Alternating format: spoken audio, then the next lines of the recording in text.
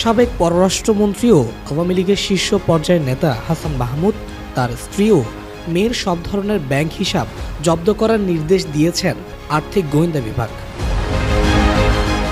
Bangladesh financial intelligence unit এই নির্দেশ সব ব্যাংক ও আর্থিক প্রতিষ্ঠানে পাঠিয়ে দিয়েছে। শেখ হাসিনা সরকারের পতনের পর থেকে হাসান মাহমুদকে প্রকাশ্যে দেখা যায়নি। বিএফআইইউর নির্দেশে বলা হয়েছে, মোহাম্মদ হাসান মাহমুদ তার স্ত্রী নুরুন ফাতেমা এবং মেয়ে নাফিসা জুমাইনা মাহমুদের ব্যক্তিগত ও ব্যবসায়ী হিসাব জব্দ করতে হবে।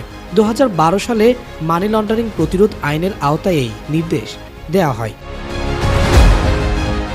বাংলাদেশ ব্যাংকের আর্থিক গোয়েন্দা বিভাগের এই নির্দেশনার ফলে ওই তিনজনের ব্যক্তিগত কিংবা ব্যবসায়ী ব্যাংক হিসাব থেকে কোনো অর্থ উত্তোলন করা যাবে না। হাসান মাহমুদ আওয়ামী লীগের যুগ্ম সাধারণ সম্পাদক। 2024 সালের জানুয়ারিতে অনুষ্ঠিত নির্বাচনের পর শেখ হাসিনার নেতৃত্বে যে সরকার গঠিত হয় তাতে তাকে পররাষ্ট্রমন্ত্রীর দায়িত্বে বসানো হয়েছিল। এর আগের সরকারে তিনি তথ্য ও সম্প্রচার মন্ত্রীর দায়িত্ব পালন করেছিলেন।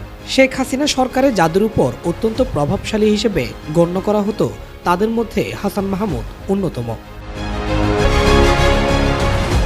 গণ আন্দোলনের মুখে শেখ হাসিনা দেশ ত্যাগের পর হাসান মাহমুদ কোথায় আছেন সে সম্পর্কে পরিষ্কার কোনো তথ্য এখনো পর্যন্ত পাওয়া যায়নি।